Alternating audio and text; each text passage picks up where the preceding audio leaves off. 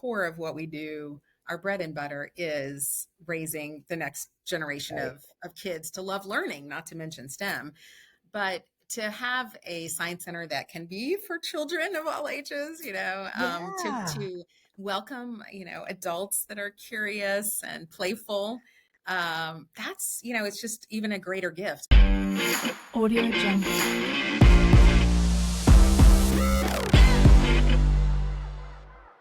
Hello, and welcome to Business Focus, produced by the Greater Reston Chamber of Commerce. My name is Angela Inzerillo with Impact Business Solutions, and I'm privileged to be your host as we highlight the great work our local businesses are doing in the community. Speaking of great work, here this week with me is the lovely Nene Spivy, the Executive Director of the Northern Virginia Science Center Foundation. And we'll talk a little about the name later.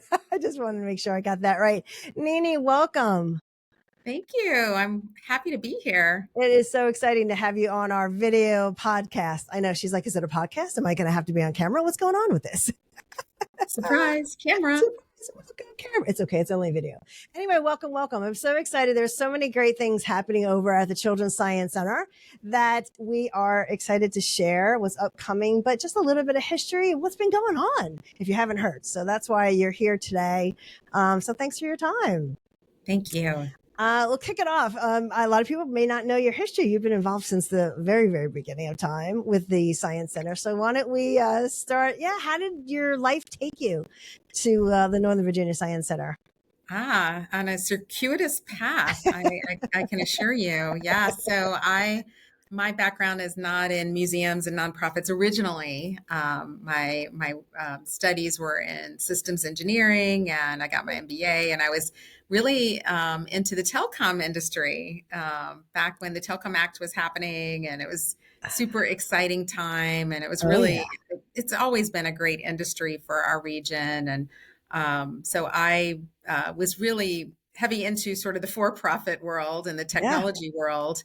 And then I started to realize, what I'm doing every day, I'm not sure that it's really making the difference I want to make in the world. And I really found myself wanting to make a big change. And so I pivoted into the nonprofit sector, got very involved with some nonprofits, started serving on boards. And one of the boards that I served on was a children's museum board that was a children's museum based out of DC. Back then it was called Discovery Creek Children's Museum.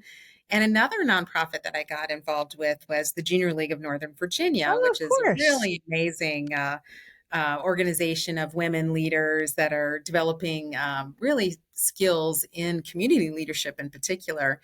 And so I feel like I got a nonprofit degree from my work and my volunteer work and my training with the Junior League.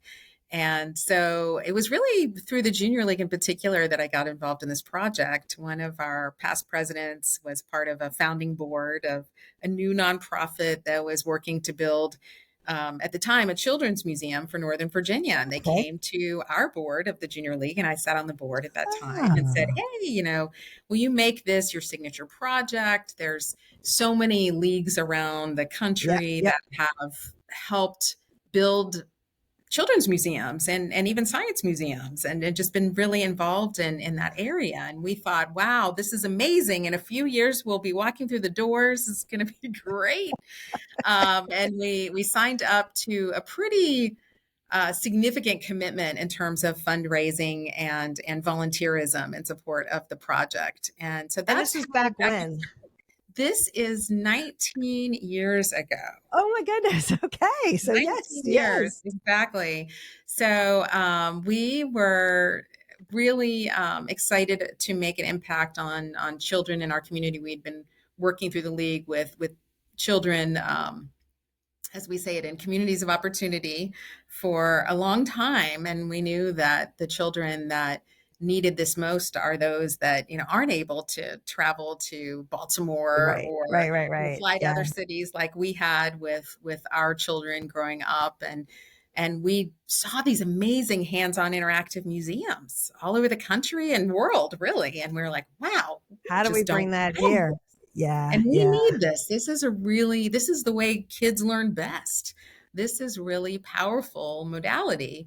And so we, just rolled up our sleeves and got into it. And we were really the first fundraisers for the project were Junior League members, and some of the first funders of the project were those that had been supporting the Junior League, and then we brought them with us, and then not too long after that, a few years later, um, I got very involved. I started attending the board meetings for the Children's Science Center. I started volunteering in a variety of ways, helping with business planning, and a lot of my MBA kind of hat Yeah. work that I Absolutely. like to do.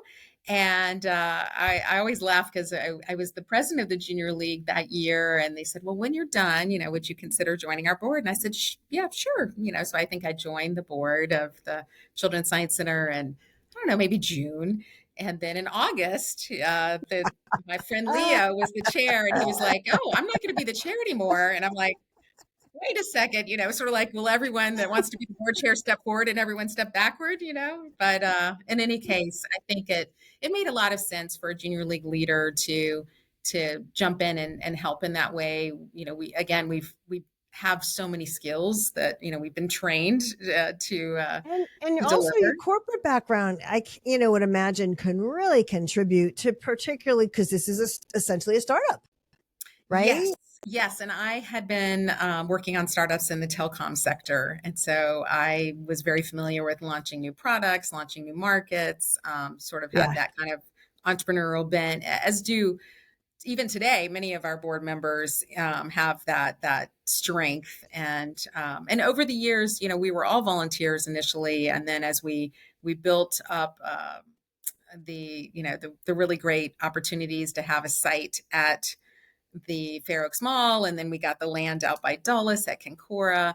We really had to put the organization together. And at that time, Right. I then became a member of the staff team, really the beginning team. And I've been doing that for, a good decade now. So yeah, but all told, I'm about 19 years in. So And it's the like another child.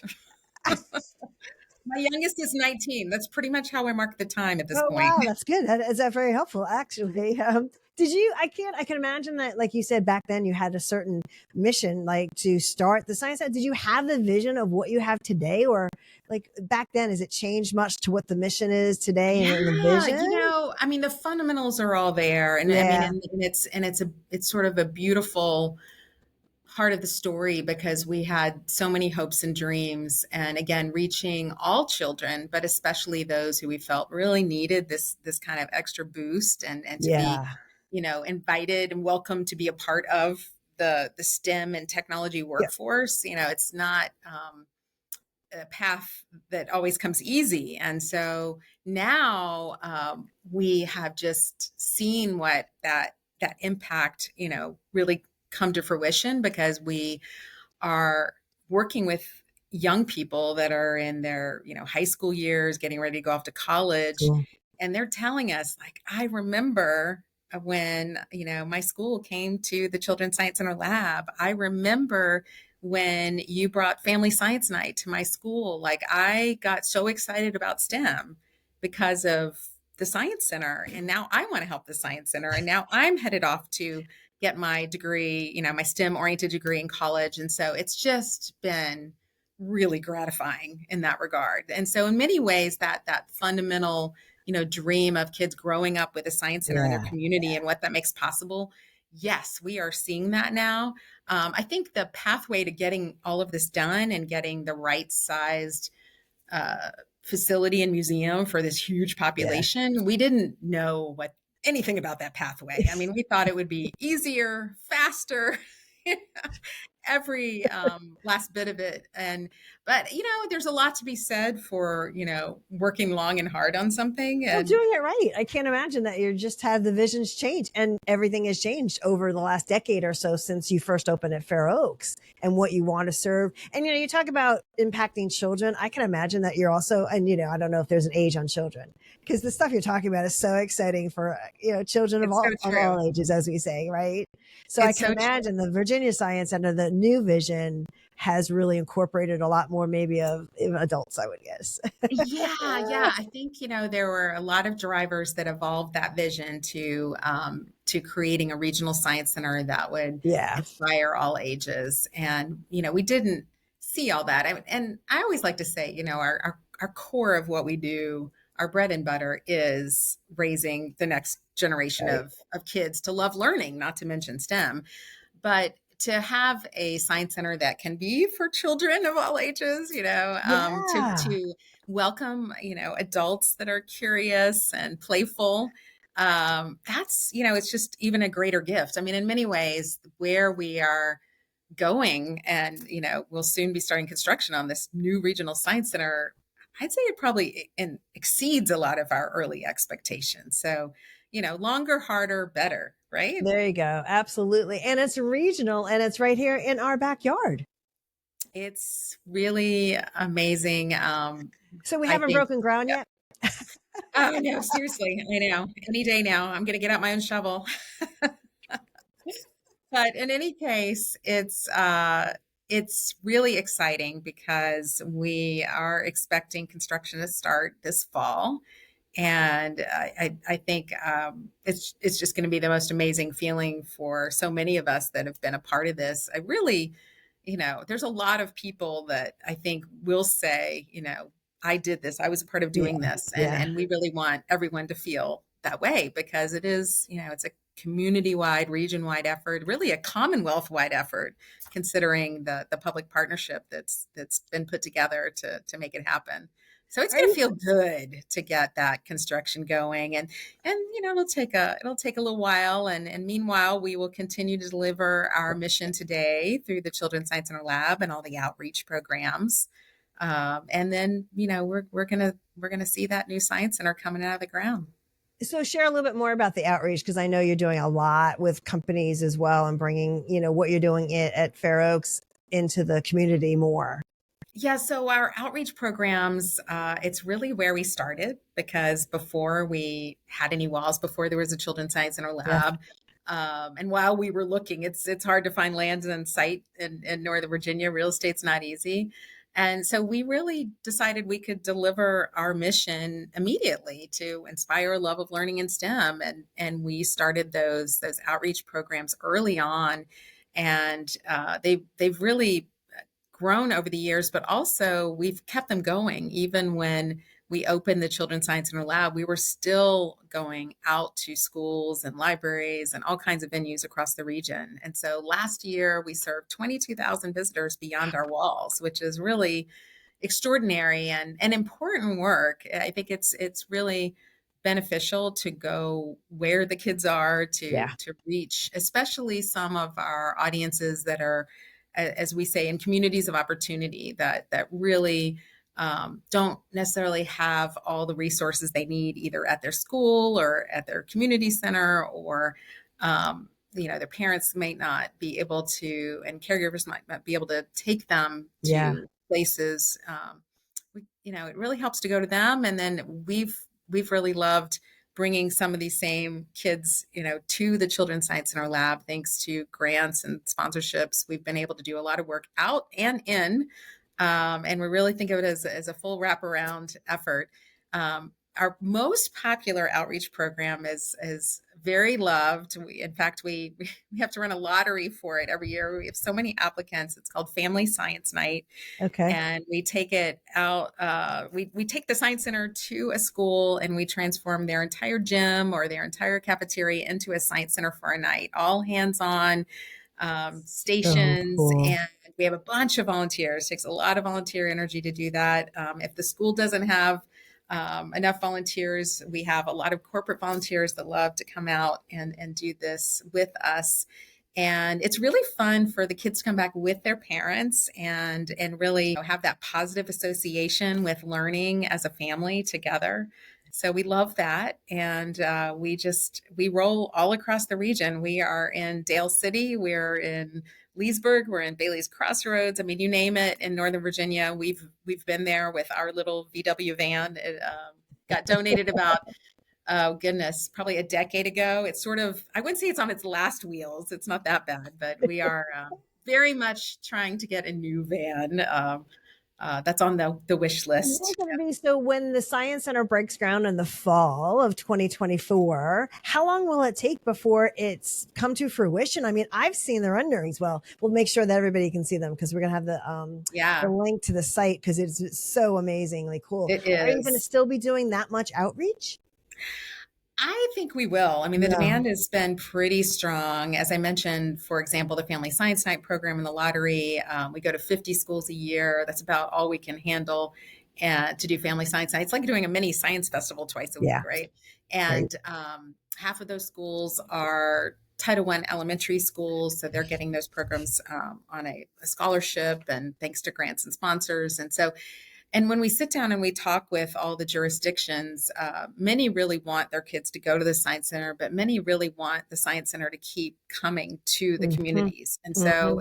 so, in a region like ours that is so sprawling and does have transportation challenges and need a lot of need, it's important to continue that work in and out of the Science Center.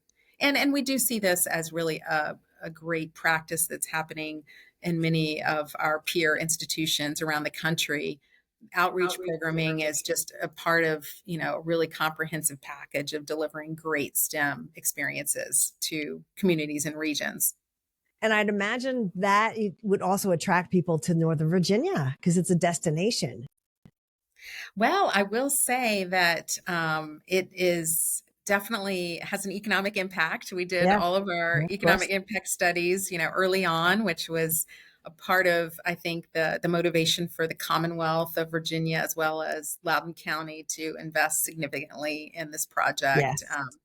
And what we found at the Children's Science Center Lab within just I think a couple of years of being open, we had visitors from every state in the country because what happens is we all know where we live and everybody comes through here sooner or later, right? Yes. Yeah. And also, what happens is we have this amazing industry and associations like the Association of Science and Technology Centers where we have reciprocity. And so, members of a museum in Dallas can come visit our science center and through their reciprocity and either at a discount or even free. And so, Nice. there's a lot of motivated science center and children's museum lovers around the country and world that when they arrive in a new city, they want to go to see ours. And, they're going to buy food nearby. They might Right. even, Right. stay in hotels out, right by the Silver Line and Yeah. Yeah. enjoy our museum in the Dulles corridor, as well as, you know, um, silver line it into the city. So I think it's going to be live up to its economic potential. I feel really good about that. Well, I know that those watching are excited to learn more, and it would be great about the new science center. And then let's talk about how people can get involved because it sounds like everyone, obviously financial contributions are fantastic, but it seems like volunteers are another big way to get involved. So, yeah, what are some things that you want to highlight about the new place in Concora? So, for those of that Yeah, don't know, that's considered Sterling, right? it's funny. Some people call it Dulles, and some people call it Sterling. Some people seem to call it Ashburn. I think, though, legitimately, the post office says Sterling. And I'm sure people pass by it because it's the same thing. Do you see it from 28 or 7?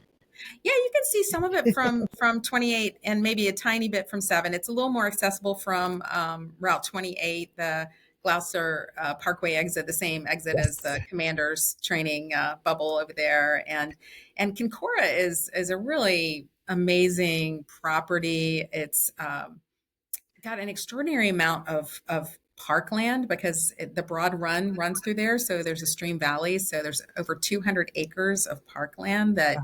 Yeah. the Science Center literally spills into that parkland and the nature trails there. It's going to be tremendous for the natural sciences, for environmental education, as well as the amazing things that happen inside the Science Center. Right. I Right. definitely encourage everyone to visit novasci.org, and we'll share the website on screen later. But amazing fly through on the homepage of the Yeah. design of the Science Center, so you can see and what it is exactly designed to be in a really cool animated video. Um, and so it's going to be pretty extraordinary, very high level design, amazing design teams, and all really, there for citizens of all ages. So today at the Children's Science Center Lab, you do need a child with you to come in, but we call it the unaccompanied adult policy. The other way around, right? But at Northern Virginia Science Center, we'll be able to have after hours events. Maybe we're having, science of wine or science of beer, sort of leveraging all the amazing wineries and breweries in the area. So many options. So I think it's fantastic. But it takes a while. It'll take just over 2 years once construction starts to get everything, built and installed and, tested and open. And so I always do like to remind people, you can have these experiences today, albeit on a much smaller scale, and you will need a child. But we have wonderful experiences at the Children's Science Center Lab for families to come on the weekends for timed entry to make sure they're not overcrowded. Right. It is a very small science center. We have field trips, lots of schools. Those get booked up right away. This is the time of year that they book up really quick, but lots of fun there. We do private events and birthdays there, camps, you name it. And then we also have really fun seasonal programs like the Haunted Lab and Winter Wonder Lab. And we do New Year's around the world. And it's, there's a lot of, mission that is just happening both at the lab and beyond our walls. And while we work to get the Northern Virginia Science Center built and open, and we do need help. We always need volunteers, as we talked about, for our outreach programs. I can almost promise you that we come to your neighborhood, at one point or another, but certainly at Fair Oaks, at the lab, and always need ambassadors to help spread the word about the project. It's a big lift for this region, so little did we realize way back when we first got started 20 years ago. It's big, and we're getting really close to the finish line. But we have extraordinary support from the Commonwealth and Loudoun County. So we're just down to just several million, right? Not that hard, but it is hard for a young nonprofit, and everyone can make a difference just in spreading the word, and every dollar makes a difference in our mission today and in our vision for the future. So we really appreciate 100%. you and the opportunity to share more about what we're doing, and hope people will get involved, whether they can help with our mission today and, be a corporate annual partner, whether they can, are excited about the amazing things that we're building at Northern Virginia Science Center. And maybe, they want to leave a legacy, make a legacy gift, and sort of make a mark on, decades and decades of children that are ahead of us. But there's no limit to the opportunities, I think, to be a part of a really once in a lifetime experience in building and I mean, this.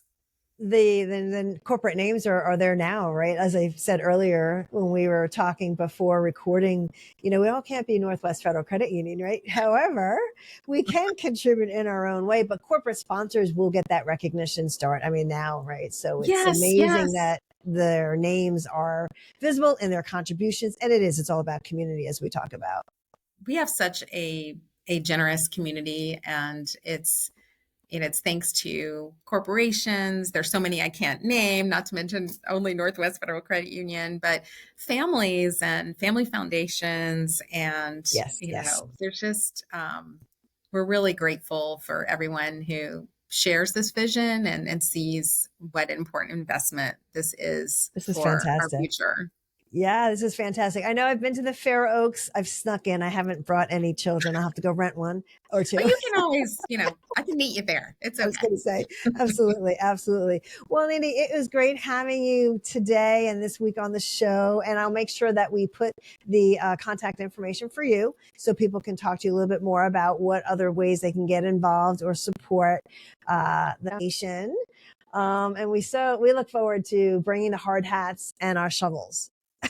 Sooner. Hey, yeah.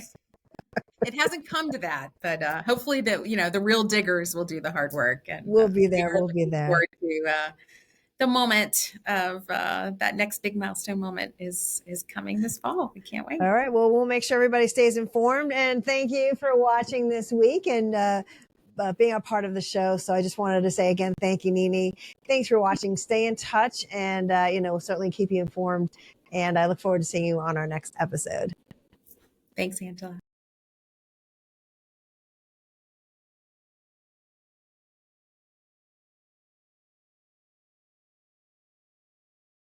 Stay in touch with us for future episodes. Like, subscribe, and share. See you next time.